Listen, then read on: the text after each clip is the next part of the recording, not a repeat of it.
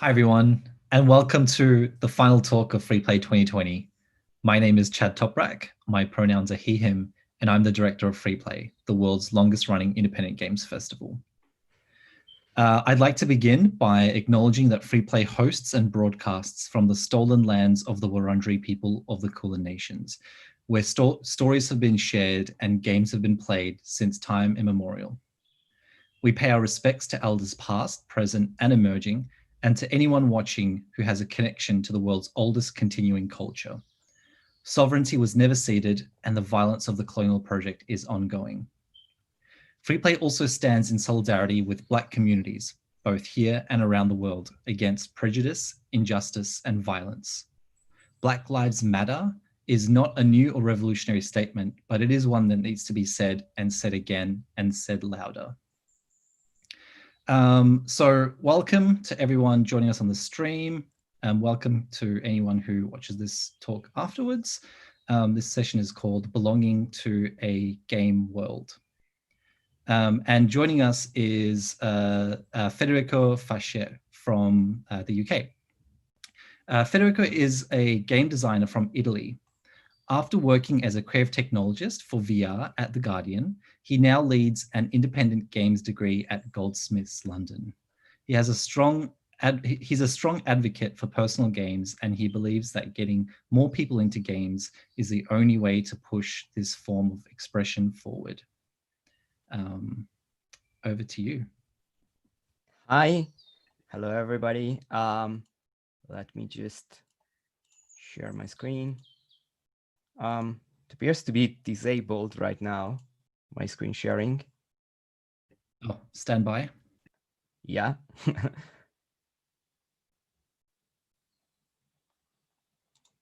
Cool. Yay. All right. So yeah, this is called Belonging to a Game World. My name is Fede. You can call me Fede. It's the way I get by these days. I use he, him pronouns. I'm a game designer and a creative technologist. And as Chad already said, I lead the MA in independent games and playable experience design at Goldsmith. I'm also part of the independent team 3 of Cups Games, where I do a little bit of gameplay programming and a little bit of game design, because I'm that terrible person, jack of all trades, master of none, I guess. I really like to do many different things. But today I want to talk to you about game spaces and in general, what I think about game spaces and how we can make them more welcoming for people. So I'm gonna start with like the simple game space I can think about, which is just a black screen. And it's the space that I encountered for the first time in the first game I ever played, except in this black screen, something was happening and it was like this.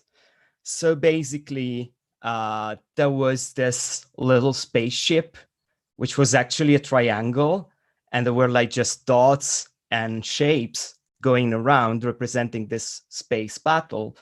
And the space was like circular, infinite, because everything kind of wrapped around this black rectangle, which was defined by the screen, right? And you had like this teleport function that moved the your starship in another place and made like everything a little bit non-Euclidean. And the space was like getting more and more anxious as it was filled with asteroids and dangerous things. And I thought about that, and I thought about how in that same period of time, the sort of like science fiction aesthetic had a lot to do with like a sense of dread, a sense of solitude, claustrophobia, and the game kind of replicate the same sort of feelings. And you know, I really am a fan of the idea that games don't happen in a vacuum, and we always have to observe what's going on around us when a game comes out. And you might argue, oh, okay, but that is because of technical limitations, and Asteroids was a game It came out, I think, in 1979, and it was a game very heavily restricted by these limitations. But if we look a little bit more about the game design of this game and the little decisions that have been made in making it, we can see that actually there's a lot of deliberate stuff going on here. There is this idea of using a vector screen rather than a CRT1, which is like a fairly technological decision, but it's like this vector screen. It has this like light trails, this bright and very sharp lines, and it connected quite a lot with the aesthetic of science fiction of the time. And also, like every single decision from how big your starship is to how the mechanic of the game actually work when you hit an asteroid, is split into two and into two more and reconfigure the space, have to do with this sense of like claustrophobia and dread. So the way the space is designed is a game mechanic in itself, and how the space is theoretically infinite, but it's still constrained into black rectangles is really fascinating. And that is kind of the sense of what we as game designer talk as the magic circle, which is like a thing that is always sort of very, very heavily debated in the academic sector. And I won't go into that debate for now. But for me, is like the magic circle is the space where the game happens, which doesn't have to be like a physical space, doesn't have to be a digital space. It can be a space of the mind. And I think even like, a Twitch game, a narrative game, you can think it as a space that you are exploring. And so, in this space, there are new rules that we abide to, and we decide to assume a different identity. We decide to, do something different that we didn't do normally. And this concept is often attributed to Johann Huizinga, who was one of the first game scholars. But actually, it's not really true. It's not exact. The concept of the magic circle comes from anthropology, and Huizinga was, among other things, also an anthropologist. And it was made for like putting in evidence how rituals happen in a sort of like liminal transitional space that has a significance, like a magic significance, because it represents something that is changing. Think about any ritual that we have in our life. Simplest one, a marriage. It's defined, like the space of a marriage is defined in certain ways. It can be different culturally, but it's a space that you can immediately know this is a space for a marriage, right? And in the real world, we have a lot of these spaces, right? So this is literally a magic circle. It's Stonehenge. And the thing about the spaces that are interesting because they connect and, with the culture, with the relationship and with the identity of someone. And that is very important. And like spaces that are meaningful for us are always like that, are spaces that connect to our history or our identity, or even if it's not, that they represent the history and the identity of someone else, and they are open for us to know and meet this sort of culture. And at some point, there was another anthropologist named Marc Augé, a French anthropologist, who started thinking, hey, wait a minute, there are spaces that are not like that. They are complete opposite of that. They don't represent your identity, they are not concerned with history, they are not concerned with relational spaces. They're just here for a pure utilitarian reason. And these spaces, I call them non-places, because you never really belong to this space, right? So I start thinking about how we can belong to a space by thinking how are the space that you don't belong to made. And Marc Augé has brilliantly described them, and there are plenty of them. We can think like the easiest examples I can make is the airport. In the airport, you are completely spoiled of your identity. Think of it like as a place of passage, literally, but how like everything is not connected to who you are, but it's connected to who the airport defines you to be, which is a traveler.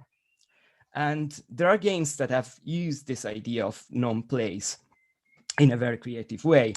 And the first one is, of course, Island Non-Place by Carl Barton. And that is because it just takes from Marc Augé idea directly and put it into a game representing places that are non-places and making you play with them and try to discover them and try to relate with them, which is really, really difficult because they are not made for that, right? Another game that I think is very, very important in this respect is Kentucky Road Zero, absolute masterpiece game that I absolutely loved. And this game is going around another classical non-place, which is the motorway, right? So everything seems to be connected to this mystical place, which is the Route Zero, which nobody exactly knows how to access, and it's kind of like suspended between dream and reality. And it makes this non-space a sort of connector for other places that are instead important because they are connected to the history of people, to the history of the miners, and to how like economic changed everything. And these places are connected not only in space but also in time. So you can, through the characters, you can understand how this place evolved in time by the motorway. But the motorway is just like a means of moving around these places and exploring them in different ways.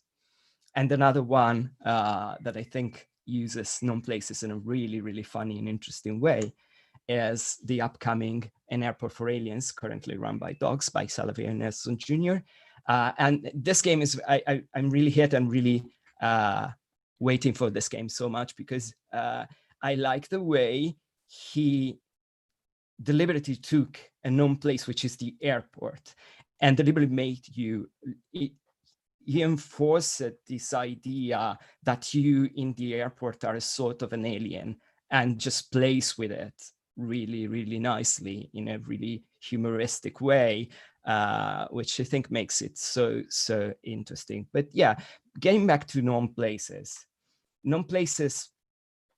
are basically utilitarian places. We are supposed, when we are in a known place, we are supposed to do a single thing very quickly, very efficiently. Think about the supermarket. You go there, you want to buy something, you are enabled to buy something, but you are always treated like a customer, to the point that you see other people, and especially in this period of time, I have to say, you see other people almost as obstacles rather than people. It spoils completely the relational kind of thing. Okay, there are like a relationship between people happening in supermarkets, of course, but it's like the way the space is designed doesn't really enable that. And so that made me think about the fact that if I think about a known place as something that has to tell you a story, they tend to tell a single story, right? They tend to tell like a subset of your own identity, of what you are like as a human being, as a complex human being. Say, okay, you are now a traveler, or you are now a customer, or whatever else. And this concept of the single story, I've been really fascinated and watched it recently by a TED talk by Chimamanda Ngozi Adichie, and she's a writer. She's a novelist, a beautiful novelist. Really read Americana if you can. It's a great, great novel. And she says that the problem with the single story is that creates stereotypes, and I can see that happening with known places. They create stereotypes, right? The stereotype of the traveler, for example. And the problem with the stereotypes is that not that they are untrue, but that they are incomplete. And they make that single story become the only one. And they block everything else. And then I started thinking about, wait a minute, architecture does that. And the way we design space do that in sometimes a very hostile way. And there is a way to talk about this. It's just literally called hostile architecture. And unfortunately, we see example of this more and more, right? This language, if we think about this as a language, and it's a system of sign, it is a language, I'll be back on that a little bit later. You know, it tells us something. It tells us what kind of behavior is expected from us, and what is non-desirable for the city. It tells us a really harsh thing to me. Like if I look at this, the message that I get is this one: you can't be poor, you can't be, you know, homeless. And that is terrible. That is like a very terrible way to, you know, in this aim to make the city more enjoyable for everyone, you are spoiling it. You're saying that some sort of behavior are not acceptable, and you are saying that just with the way you design the space. You're not doing anything else that create the space. And then I start looking, maybe video games do the same sometimes. And of course, I thought about that. And don't get me wrong, I have nothing against this game, but with certain games it's similar. You can't take breath. You have to be challenged all the time. You have to be powerful. They tell a single story. They tell you what you are supposed to be in the game rather than let you be yourself. And sometimes that is positive because it's part of a contract, you know, between the creator and you as a player, if you are a player. But then I get back to Chimamanda Ngozi Adichie and to the fact that it tells just a single story. And Jennifer Scholl, game designer Jennifer Scholl, really broke this down very elegantly in how this is like actually a social contract that you can decide to accept. And I'm fine with that. And I'm fine with the idea of, you know, being in a social contract. But I'm also asking myself, how can we make that better? How can we make that in a way that the social contract is more open? Because we might not want that. We might want that, but we might want to get more. And so I started keeping thinking about cities and what is the significance of cities, because it's the space that we can analyze. It's the real space that we can analyze, and we can see how certain cities are more welcoming and how other cities are less welcoming. And the space that we design in a game is really part of the game mechanics. So I think we should put extra care into thinking about what we are telling with the space. And I found two quotes that really connect this idea of the city to the idea of language. One is actually a quote, but it's actually a book, which is Invisible Cities by Italo Calvino. I'm Italian, so I'm really connected to this writer in particular. I really loved it. I studied like since high school, and I never let his writing go because he is like there's so much to discover. And Italo Calvino has this beautiful quote where he said that cities like dream are made of desires and fear. Even if the thread of their discourse is secret, the rules are absurd, there's perspective deceitful, and everything conceals something else. And this idea of everything concealing something else, he elaborated in the book. He described cities where like everything is a sign and stands for something else. It's really the basic of language. So the city is a language. And to me, a game is a language in the same way. So we can see parallels and trace parallels on that. And that's another author that moved that even a little bit further and just explicitly talk about language. And this author is one that I really like to quote every time I can, is Rebecca Solnit, and another person that I really enjoy to read all the time because I think she gets life so effectively and so simply. And Rebecca Solnit in this book is called Wanderlust.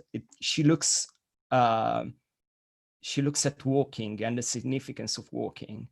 And she says that the city is a repository of possibilities, which connects so beautiful to a game, which we can define as a set of possibilities. And walking is part of speaking that language. And I really like this idea of the importance of the exploration, the importance that you can explore the game space, which is like one other point that I really want to put into evidence here. Because too often we have beautiful words, but these words only call for you to do things, to complete a quest. They expect from you to do stuff constantly and not to just enjoy the world. It doesn't happen all the time, but it happens quite frequently. And it's like, I think, when you have a space defined that way, it's like you have a beautiful language, but then you are forced to say the same thing over and over again. And this is nothing really new. When Derek Yu made Spelunky, he talked about this and about how there is this sort of thing with game spaces that some of them appear to exist only because you exist and treat you as a player, whereas the interesting game spaces are the ones when this doesn't happen, when you have this feeling of being there, but the word exists independently of the fact that you are there or not. And so you are not requested to do things over and over again, or at least this request comes in a different way. And so I got back to the idea of hostile architecture, and thanks to my friend Rosa Carbo-Mascare, she directed me to this particular piece of urban furniture, which is the Camden bench. And this is like a lot about expectations. So this bench is designed with a very clear idea in mind. You have to use it in a certain way, and you can't do anything else with that. So I set an expectation for you. I set an identity for you. It's, if you want, a known place again. You know, the affordance of this thing, the way you can use it, you can see that immediately. What you can do with this, what you can't do. It has a coating that prevents people to do graffiti on it. It is extremely uncomfortable, so you can sit on it, but you can't sit on it for a very long time. You can't certainly sleep on it. You can't skate on it. You can't play with it, for saying that. And many game spaces are structured that way. They're structured around rules and around just having you doing that exact action and nothing else. They completely neglect the space for play. But the space for play is important because play is a form of language, as Gregory Bateson has observed. And, you know, it's like a phenomenon. It's a thing where you do things that represent other things. So you basically actively building a language. So what I think is when you design a place, a game space, allowing space to play, what are you actually doing is you propose your vision of a word, but then you open up for the players to join the conversation and tell about what is their vision of the word. And so I can't avoid telling you about Animal Crossing, which has been, like, in these days, I think, a pretty discussed topic. And, you know, how Animal Crossing gives you things to do, but also leaves this space open. And yesterday we have listened to Rami talking about how the designers of Animal Crossing haven't thought about putting a Muslim celebration inside the game, and how he used the possibilities of the game to actually do it. And this is, like, on one side, food for thought for game designers to be more attentive and more inclusive, but on the other side, it's a great thing that you have this sort of space and that you can express your own identity, even if it's not represented from the start. You can still get there. And the space of play is extremely important for that, because Rami, if there wasn't that space, Rami couldn't have even started this conversation in a very powerful way. So that is what really interests me. And then there are many other games that deal with space in interesting ways. The first one, I played it quite a lot in Other Waters by Jump Over the Age. This is a brilliant, brilliant game. Everything is, the space is depicted through a map, just a map.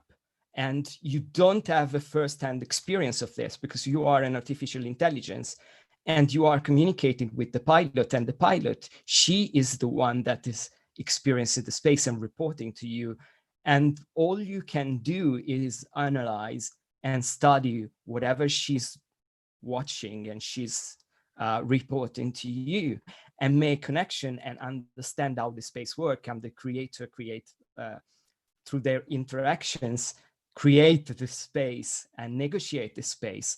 And it's a beautiful way of being a visitor, but being a visitor that has some sort of like takes some sort of emotions, and it's not just, you're not just the player here, you are someone that gets immediately really curious about how these things actually work, and you want to discover those, and it's very powerful.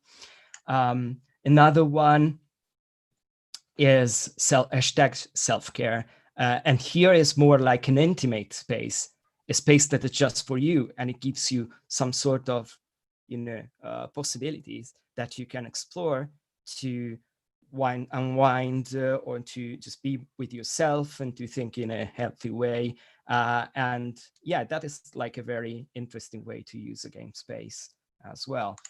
A Short Hike, one of my favorite games of last year, is really amazing the way it still gives you a goal, it still gives you something to do, but it doesn't force you to do that. Actually, everything that is more gamey, if you want, kind of gets into the background of this game, and the environment and exploring this beautiful place, the way you tightly interact and the way you can fly and the way you can explore this place is just so well made that you don't really care about the final goal. What you care about is to just stay there and enjoy that space. And I think this is a very, very good achievement for a game. Another one that I played recently, and I think does a really interesting thing with space, is DEPANNEUR NOCTURNE. And this is really great because it starts like it's a night shop, basically. And you get into this night shop and you want to get a present for your girlfriend. And so there are things around, and there is this weird character, the shop tender, and you can explore the things that are there until you find a gift. And the first thing is that you don't have a task that has been given by someone else. It's your internal motivation. I want to make a gift. It's not someone that told me, you have to take a gift. Of course, the game tells you to do that, but you know, it's different. It's not an NPC. And also, there is this idea that the whole space is a reflection of the personality of the shop tender. So it becomes immediately transitions from being a known place, a possible known place, just a shop, to being something else, to being like you explore this shop and you look at the things that are displayed them, and you immediately know the personality of that character, and you get into a relationship with them. Very quickly, and closing in. So this is about just plain contemplating a space, Mountain by David O'Reilly, which I really like to use as like the closing part of my talk, because David has talked quite a lot about how for him it's more important to look at the game space rather than just fight monsters. And this space for playing is literally what makes it important. And yeah, that's it from me. Thank you so much for listening to me. These are all my reference if you need those. And I don't know if we have time for questions or something. I'm going to leave this a little bit more, but I need to get to the chat. So I actually need to stop sharing to do that. Oop.